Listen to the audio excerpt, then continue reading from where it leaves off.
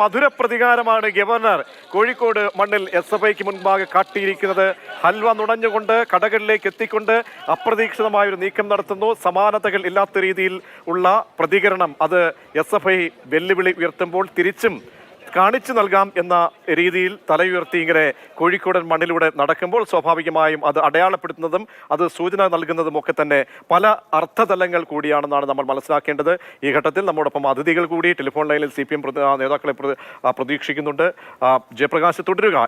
ഓരോ നിമിഷവും കേരളം വളരെ സാഹൂതം കാതോർക്കുകയാണ്. കാരണം ഇത്രയും അപ്രതീക്ഷിതമായ ഒരു ചലനത്തിലേക്ക് ഒരു പ്രദർശനത്തിലേക്ക് അല്ലെങ്കിൽ അങ്ങനെ സാഹചര്യം ഗവർണർ തന്നെ മാറ്റുന്നു. ഇനി എന്തായിരിക്കും SFIക്ക് മുന്നിലുള്ളത് പ്രതിഷേധത്തിന്റെ രീതി എന്നത് വളരെ പ്രധാനമാണ്. യുവരാജ് ഗോകുൽ യുവമോർച്ചയുടെ പ്രതിനിധി ചേരുന്നുണ്ട്. ശ്രീ യുവരാജ് ഗോകുൽ, ഒരർത്ഥത്തിൽ ഇങ്ങനെ ഒരു വെല്ലുവിളിയായി ഗവർണർ ഏറ്റെടുക്കുന്നത് വ്യാഖ്യാനിച്ചാൽ അത് ഭൂഷണമാണോ എന്ന പ്രധാനപ്പെട്ട ഒരു ചോദ്യം ഉയർത്തുന്നുണ്ട്. കാരണം ക്രമസമാധാന നിലയൊക്കെ താറുമാറാക്കുക എന്ന ഒരു സന്ദേശത്തോടു കൂടിയാണോ ഗവർണർ ഇങ്ങനെ ഒരു വൺമാൻ ഷോയുമായി കോഴിക്കോട് നഗരത്തിലേക്ക് ഇറങ്ങിയത്? കാരണം പോലീസ് ഉണ്ട്. കാരണം അവിടെ ഏതെങ്കിലും തരത്തിൽ ഒരു പ്രതിഷേധമോ അല്ലെങ്കിൽ ഏതെങ്കിലും തരത്തിൽ അസാധാരണമായ ഒരു മറ്റെന്തെങ്കിലും പ്രതിഷേധമോ ഗവർണർക്ക് നേരെ ഉണ്ടായിക്കഴിഞ്ഞാൽ സാഹചര്യങ്ങളൊക്കെ മാറും. അതുകൂടി ലക്ഷ്യമിട്ടാണോ ഗവർണറുടെ ഈ നീക്കങ്ങൾ, ശ്രീ ഗോകുൽ? അല്ല, ഗവർണറെ സംബന്ധിച്ചിടത്തോളം ഒരു കാര്യത്തിൽ അദ്ദേഹത്തിന് ഉറപ്പുണ്ട്. അദ്ദേഹം പോരാടുന്നത് കേരളത്തിന് വേണ്ടിയിട്ടാണ് എന്നുള്ള കാര്യത്തിൽ. കാരണം കേരളത്തിൻ്റെ സർവകലാശാലകളെ ഉൾപ്പെടെ നശിപ്പിച്ചുകൊണ്ടിരിക്കുന്ന ഒരു ഇടത് രാഷ്ട്രീയം ഇവിടെ കാലങ്ങളായിട്ട് നമ്മുടെ വിദ്യാഭ്യാസ രംഗത്ത്, ഉന്നത വിദ്യാഭ്യാസ രംഗത്തുൾപ്പെടെ പല തരത്തിലുള്ള ഇടപെടലുകൾ, പിൻവാതിൽ നിയമനങ്ങളാവട്ടെ മറ്റ് പല തരത്തിലുള്ള കാര്യങ്ങളാവട്ടെ, ഇതൊക്കെ നടത്തിക്കൊണ്ടിരിക്കുകയാണ്. ഇതിനെതിരെ കേരള ജനതയ്ക്ക് വലിയ പ്രതിഷേധമുണ്ട്. ശരിക്കും പറഞ്ഞാൽ ഗവർണർ ഇപ്പോൾ നടത്തിക്കൊണ്ടിരിക്കുന്ന പോരാട്ടം ഓരോ മലയാളികൾക്കും വേണ്ടിയിട്ടാണ് എന്നുള്ള കാര്യത്തിൽ ജനങ്ങൾക്ക് നല്ല നിശ്ചയമുണ്ട്.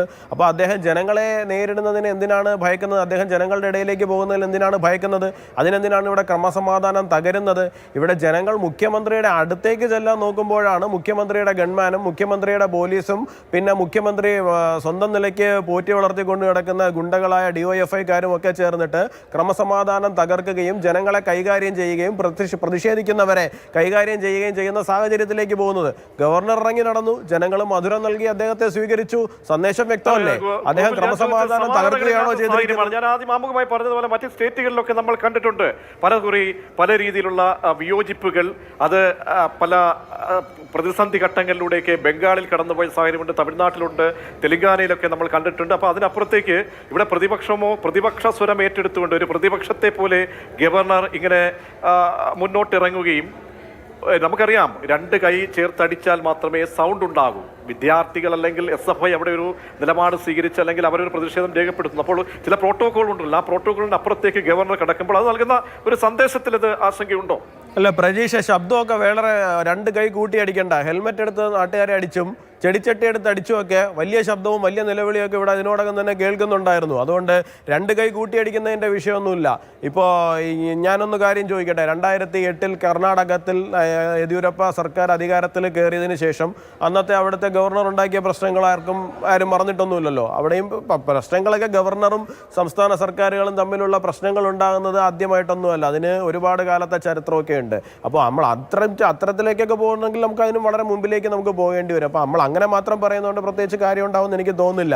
നിലവിൽ ഗവർണർ എന്ത് ക്രമസമാധാന പ്രശ്നമാണ് ഉണ്ടാക്കിയിരിക്കുന്നത്? ഗവർണർ ജനങ്ങളുടെ ഇടയിലേക്ക് പോയി, അവരെ കണ്ടു, തട്ടമിട്ട മുസ്ലിം സ്ത്രീകൾ ഉൾപ്പെടെ അദ്ദേഹത്തിൻ്റെ അടുത്തേക്ക് വരുന്നു, അവർ അദ്ദേഹത്തിൻ്റെ ചുറ്റും കൂടി നിൽക്കുന്നു, സെൽഫി എടുക്കുന്നു, വിദ്യാർത്ഥികൾ വരുന്നു, കൊച്ചുകുട്ടികളെ അദ്ദേഹം എടുക്കുന്നു, ആൾക്കാർ അദ്ദേഹത്തെ വളരെ സ്നേഹത്തോടു കൂടി കാണുന്നു, സംസാരിക്കുന്നു.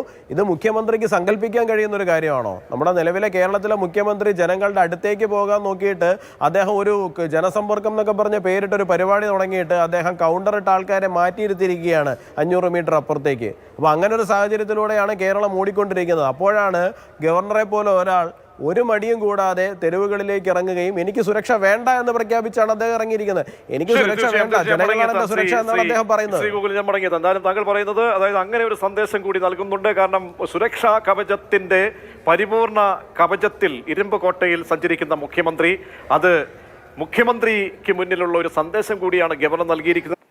DYFI നേതാവ് വസീഫ് ടെലിഫോൺ ലൈനിലുണ്ട്. ശ്രീ വസീഫ്, നിങ്ങൾ പറയുന്ന വില്ലൻ ഇന്ന് നായക പരിവേഷത്തോടെയാണോ ഈ കോഴിക്കോടിന്റെ മണ്ണിൽ വന്ന് ഇറങ്ങുകയും അവിടെ നിന്നുള്ള സ്നേഹാദരവൊക്കെ സ്വീകരിച്ചു പോവുകയും ചെയ്തൊരു മധുരപ്രതികാരമായി തന്നെ അത് വ്യാഖ്യാനിക്കപ്പെടുകയാണോ?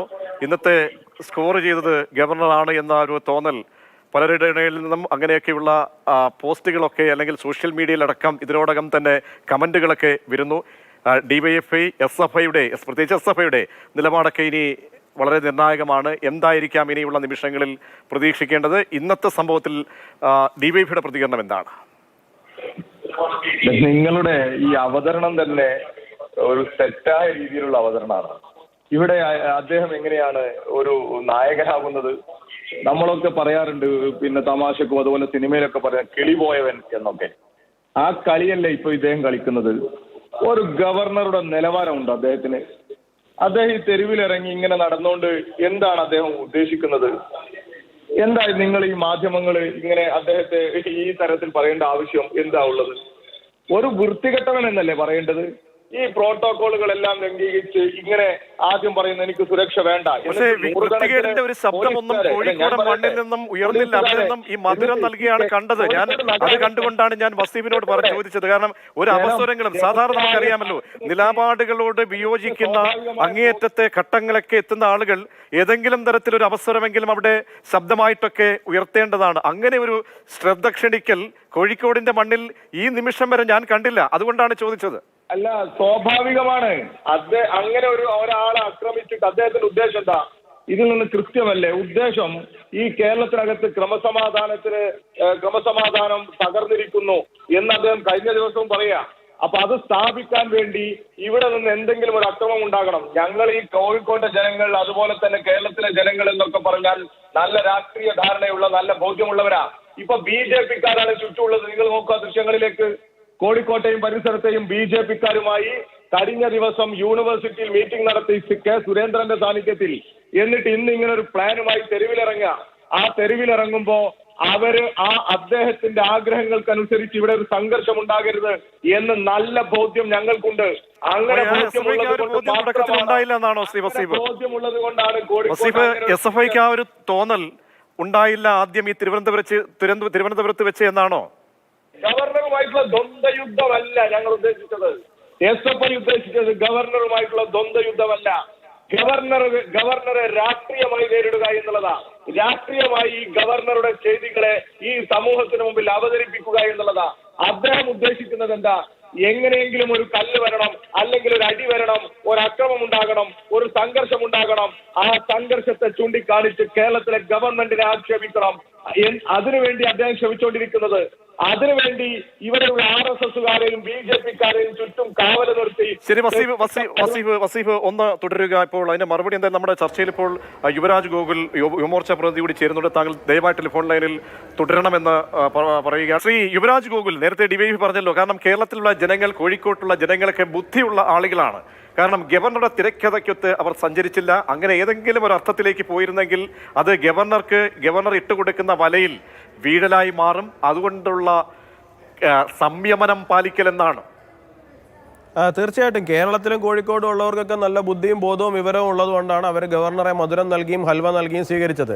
ഈ ബുദ്ധിയും ബോധവും വിവരവും ഇന്നും ഇല്ലാത്ത കുറേ എണ്ണമാണ് കമ്പി എടുത്തും കൊണ്ട് ഗവർണറുടെ വണ്ടിയെ തല്ലി തകർക്കാൻ വേണ്ടിയിട്ട് പോയത്. അതിൽ നിന്ന് തന്നെ വ്യക്തമാണല്ലോ ആർക്കാണ് കിളി പോയത്, ആർക്കാണ് കിളി പോകാതിരിക്കുന്നതെന്ന്. പ്രതീക്ഷേ, ഈ കിളി പോയി കഴിഞ്ഞാൽ ആൾക്കാർ എങ്ങനെയാണ് പെരുമാറുക?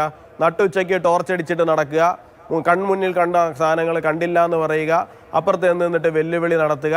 ഇത്തരത്തിലുള്ള സാധനങ്ങളാണ് സാധാരണ കിളി പോയ മനുഷ്യർ നടത്തിക്കൊണ്ടിരിക്കുന്നത്. അത്തരത്തിൽ കിളി പോയ ഒരു മനുഷ്യനാണ് ഇപ്പോൾ 1,10,00,000 രൂപയ്ക്ക് ഒരു ബസ്സും വാങ്ങി തെക്ക് വടക്ക് ഓടിക്കൊണ്ട് കിടക്കുന്നത്. ആ മനുഷ്യന് പോയ കിളിയുടെ പ്രശ്നമാണ് ഇപ്പോൾ കേരളത്തിൽ കണ്ടുകൊണ്ടിരിക്കുന്ന ക്രമസമാധാന പ്രശ്നങ്ങളുടെ തകർച്ച. പിന്നെ ഗവർണർ ഇറക്കി അങ്ങ് തകർത്താൽ മാത്രമേ ഇവിടുത്തെ ക്രമസമാധാനം തകരുള്ളൂ എന്നാണ് പറഞ്ഞു വരുന്നത്. 2 ദിവസം മുമ്പ് ഒരു വിധി വന്നിരുന്നു. ഒരു കൊച്ചു പെൺകുട്ടിയുടെ 6 വയസ്സുള്ള ഒരു കുട്ടിയുടെ വണ്ടിപ്പെരിയാറിലെ മരണം സംഭവിച്ചത്. കോടതി വിധി എടുത്ത് വായിച്ചു നോക്കാൻ പറയണം DYFI നേതാവിനോട്. വളരെ വ്യക്തമായിട്ട് കോടതിയിൽ ജഡ്ജി എഴുതി വെച്ചിട്ടുണ്ട് ആ വിധിക്കകത്ത്. കേരള പോലീസ് എത്ര ലാഘവത്തോടു കൂടിയാണ് ആ കേസിനെ സമീപിച്ചതെന്നും ആ കുട്ടിയുടെ മരണത്തിന് കാരണക്കാരനായ വ്യക്തിയായ DYFI-കാരനെ വെറുതെ വിടുന്ന സാഹചര്യമുണ്ടായെന്നും. ഇതൊക്കെയാണ് കേരളത്തിലെ ക്രമസമാധാനം എന്നുണ്ടെങ്കിൽ അത്തരം ക്രമസമാധാനങ്ങൾ ഒന്ന് തകർക്കാൻ വേണ്ടിയിട്ട് ഗവർണർ ഒന്ന് ഇറങ്ങി നടക്കുന്നത് നല്ലത് തന്നെയാണ്. പൊതുജനം ഒന്ന് കാണട്ടെ യഥാർത്ഥ ഇരട്ടച്ചങ്കൻ ആരാണെന്നും യഥാർത്ഥ കീലേരി അച്ചു ആരാണെന്നും ഒക്കെ ഉള്ള കാര്യം പൊതുജനം ഒന്ന് കാണട്ടെന്നേ. അത് കാണിക്കാൻ വേണ്ടി തന്നെയാണ് അദ്ദേഹം ഇറങ്ങി നടക്കുന്നത്. പിന്നെ BJP-ക്കാര് എന്തോ ഗവർണറുമായിട്ട് ചർച്ച നടത്തിയെന്നാണ് പറയുന്നത്. പിന്നെ BJP-ക്കാര് ഗവർണറുമായിട്ട് ചർച്ച നടത്താതെ എന്ത് ചെയ്യണം? BJP-ക്കാർ ഗവർണറുമായിട്ട് ചർച്ച നടത്താതെ പിന്നെ എന്താ ചെയ്യണം? BJP-ക്കാർ അവിടെ ചെന്ന് തലകുത്തിക്കണോ? എനിക്ക് മനസ്സിലാവുന്നില്ല.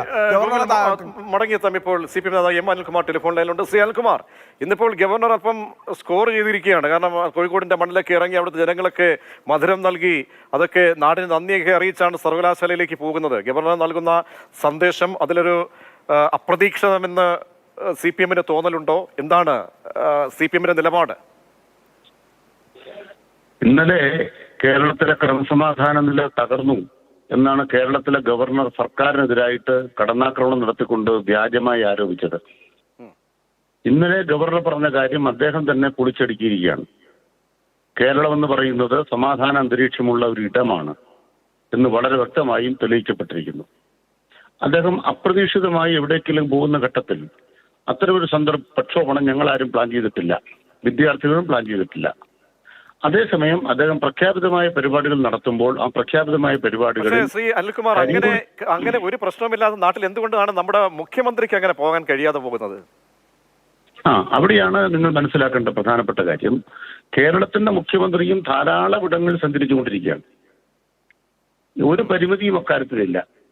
എന്നാൽ മുഖ്യമന്ത്രിയെ കടന്നാക്രമിക്കാനും കായികമായി തന്നെ ഇല്ലാതെയാക്കാനും നടക്കുന്ന നീക്കങ്ങൾ, രണ്ട് ധ്രുവങ്ങളിൽ നിന്ന് കാണുമ്പോൾ അങ്ങ് പറയുന്നത് പോലെ ഇങ്ങനെ നല്ല രീതിയിൽ പോകാമെങ്കിൽ നമുക്ക് ഇറങ്ങിച്ചെല്ലാം മുഖ്യമന്ത്രിക്ക് ഈ പറയുന്ന ഗൺമാന്റെ ഷോയോ അല്ലെ കൂടെയുള്ള അംഗരക്ഷകരുടെ ഷോ കാട്ടിലൊന്നുമില്ലാതെ നെഞ്ചു വിരിച്ച് പഴയ വിജയനായ പോലെ അദ്ദേഹം തന്നെ പറഞ്ഞിട്ടുള്ള ഒരു പിടിച്ച വാളിന്റെ ഇടയിലേക്ക് പോയിട്ടുള്ള മനുഷ്യനെ പോലെ നമുക്ക് ഇറങ്ങിച്ചെല്ലാം എന്നൊരു മാതൃക ഇവിടെ സൃഷ്ടിക്കുകയാണ് ശ്രീ ഗവർണറും. ഇതാ നമ്മുടെ ഗവർണറും അത് ഫോളോ ചെയ്യാം. അവിടെ അങ്ങ് ഈ അവതാരക നിലയ്ക്ക് അല്പം കൂടെ മിതത്വം പാലിക്കണം.